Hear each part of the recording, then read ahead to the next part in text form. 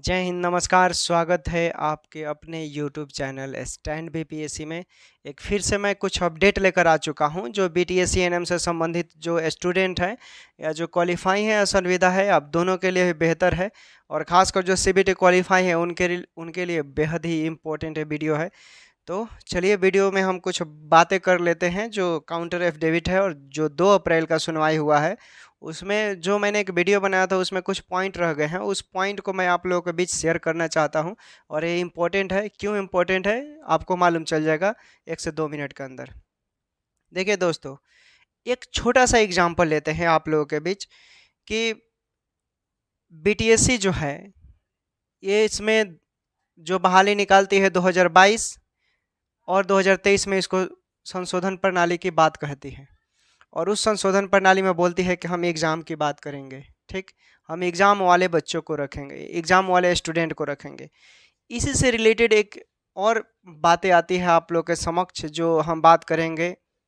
आपने मुखिया बहाली के नाम सुना होगा। मुखिया बहाली के द्वारा लगभग 10 से 15 साल पहले एक शिक्षकों की जो मान लीजिए उसको कॉन्टेक्ट या गेस्ट ऐसे भी मान सकते हैं, उनकी क्या किया गया था, उनको नौकरी दिया गया था और उन लोगों ने डिमांड किया कि हमें भी राजकर्मी का दर्जा दिया जाए। तो इसके लिए बिहार सरकार ने क्या कहा कि अगर आपको राजकर्मी का दर्जा चाहिए तो आपको क्या करना होगा, एक सक्षमता परीक्षा देनी होगी। और वो सक्षमता परीक्षा आपको पास करने के लिए आपको 3 बार ऑप्शन दिए जाएंगे। अगर एक बार में आप फेल हो जाते हैं तो दूसरे बार में दीजिए, दूसरे बार में फेल हो जाते हैं तो तीसरे बार में देकर पास। 3 बार आपको समय दिया जाएगा। अगर 3 बार में आप पास नहीं करते हैं तो आपका नौकरी गया। उन लोगों ने केस किया हाई कोर्ट में। ठीक, रीट दर्ज किया, केस किया। उस केस में क्या होता है कि हाई कोर्ट उन लोग के पक्ष में पोजीशन व्यू रखता है और अभी तक बरकरार है, वो लोग कायम भी है। अभी हालांकि केस का फाइनल रिजल्टेंट जारी नहीं हुआ है उन लोगों का। उन लोगों का कहना है कि अभी पहले जो एग्ज़ाम हुए थे उसका एक अलग बात था। उस समय वो, अभी का जो वर्तमान सिचुएशन है वो उस समय नहीं था, इसलिए आप उस समय की बातों को एग्ज़ाम के तहत नहीं देख सकते, उन लोगों का नाम है। और कोर्ट में उन लोगों ने बात किया। खैर, इस पर हम लोग नहीं जाएंगे। उनका समर्थन कोर्ट कर रहा है, लेकिन यहाँ पर खिलाफ है। यहाँ पर देखिए बीटीएससी क्यों खिलाफ है। बीटीएससी संविदा वालों को वो चाह ही नहीं रहा है। संविदा वालों को बीटीएससी बोल रहा है कि नहीं, हमें एग्ज़ाम वाले कैंडिडेट चाहिए और हमें अस्पतालों में एग्ज़ाम बेसिस वाले ही एनएम स्टूडेंट की ज़रूरत है। ठीक, बीटीएससी के द्वारा जो संशोधन किया है 2023 के अकॉर्डिंग। चूँकि जब बात आती है यहाँ पर 2 अप्रैल को फैसला जाता है कोर्ट में, तो कोर्ट में जो पीके शाही हैं वो अपना बात रखते हैं जज साहब के सामने। तो जज साहब बोलते हैं, ऑनरेबल कोर्ट बोलते हैं कि देखिए महाधिवक्ता साहब, अगर आपको पक्ष रखना है, अगर आपको जो भी कुछ कहना है, कुछ भी कहना चाहते हैं, इफ़ यू वांट, देन आपको एक एफिडेविट लगाना होगा कि आपने उसमें ये मेंशन कीजिए कि हम बहाली निकाले, पहले ये प्रक्रिया था, अब 2023 के अकॉर्डिंग हम संशोधन कर कर एग्ज़ाम की बात करते हैं। इस सारी बातों को आप एफिडेविट बनाकर और दीजिए, हम मुख से नहीं सुनेंगे। क्योंकि कोर्ट में बातें कहने के लिए अगर बाद में जो रिजल्टेंट जारी किया जाता है उसको दोबारा अगर आप प्रस्तुत करते हैं तो सुनने के लिए जज को आपको एफिडेविट लगाकर देना पड़ता है। काउंटर एफिडेविट का मतलब ये होता है, यानी जो सरकारी एडवोकेट हैं उनको जवाब देना होगा बातों को कहने के लिए एफिडेविट लगाकर। ठीक, सपोज अगर एफिडेविट लगाकर देते हैं तो हम इतना मतलब एक उम्मीद से, एक अनुमान लगाकर बता सकते हैं कि 9 अप्रैल को आप लोग का केस जो होगा वो फाइनल डिसीजन, चाहे जिसके पक्ष में भी जाए, वो सुना दिया जाएगा। लेकिन हाँ, डिसीजन जो भी होगा इस बार कुछ चेंजेज होने की संभावना है। क्यों है? क्योंकि ये सब लोग सीबीटी क्वालिफाई के तरफ से जो पीके शाही अपना बात रख रहे हैं, सोर्स के मुताबिक, सूत्र के मुताबिक जो हम बात बोल रहे हैं। और आप लोग को मालूम है कि जो भी बातें होता है मैं फैक्ट बताता हूं, और मुझे हवा हवाई में बात करने की आदत नहीं है।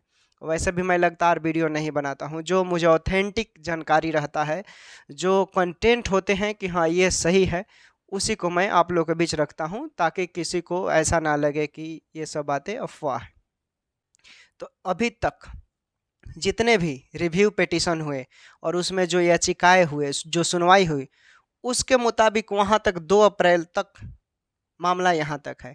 और 9 अप्रैल को जो भी सीबीटी क्वालिफाई यानी सरकार खुद केस लड़ रही है, और सरकार जब खुद केस लड़ रही है तो उसमें जल्दी जल्दी उसको क्या मिल रहे हैं, डेट मिल रहे हैं, तारीख मिल रहे हैं। किसी किसी सरकारी केसेस में आपको भी मालूम है कि 4 साल 5 साल भी लग जाते हैं, लेकिन यहाँ पर ये प्रोसेस जो है काफ़ी तीव्र गति से हो रही है। और इस उम्मीद के साथ हम बोल सकते हैं कि आपका जो फैसला है 9 अप्रैल को किसी न किसी एक पक्ष के रूप में जरूर जजमेंट होने की संभावनाएं है। एक और बात, चूंकि जो भी आप प्राइवेट एडवोकेट या जो भी प्राइवेट से केसेस हुए हैं, तो देखिए सरकार के मुताबिक जो भी प्राइवेट केसेस हैं वो बहुत ही उसका सुनवाई कम होता है, उसका भी केस आप स्टडी कीजिए।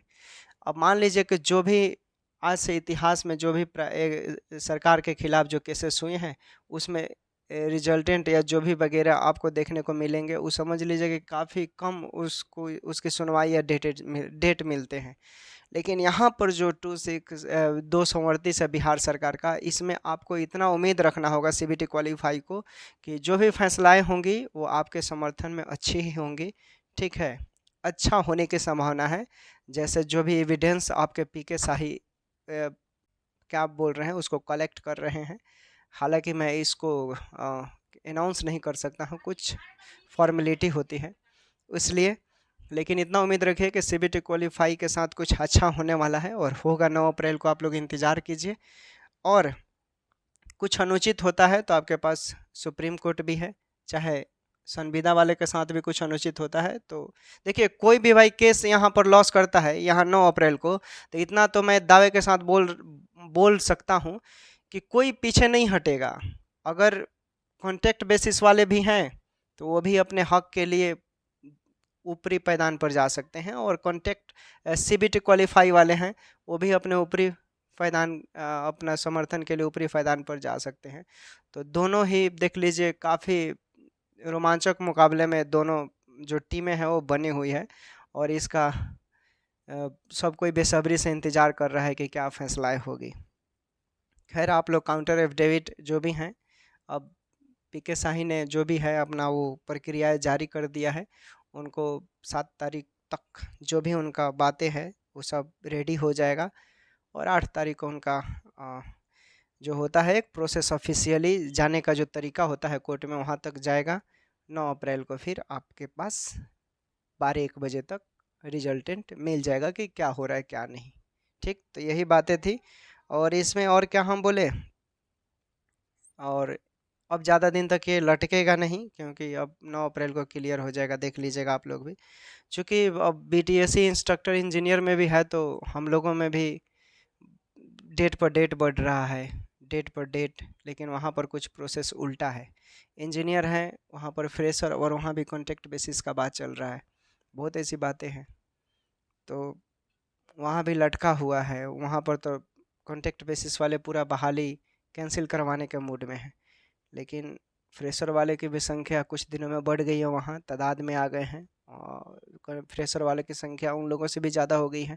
तो वहाँ भी कुछ पॉजिटिव इस बार जो सुनवाई हुआ है उसमें भी अच्छे व्यू मिले हैं, और उम्मीद है कि वो भी रिजल्टेंट फ्रेशर वाले के पक्ष में जाएगा। तो यही था, जो भी है आप लोग बने रहेंगे, जो भी अपडेट हम देंगे ऑथेंटिक देंगे, और इतना विश्वास रखिए कि 9 अप्रैल को कुछ अच्छा होगा। ठीक है, चलिए मिलेंगे नेक्स्ट वीडियो में। टेक केयर, बाय बाय, अपना ख्याल रखें।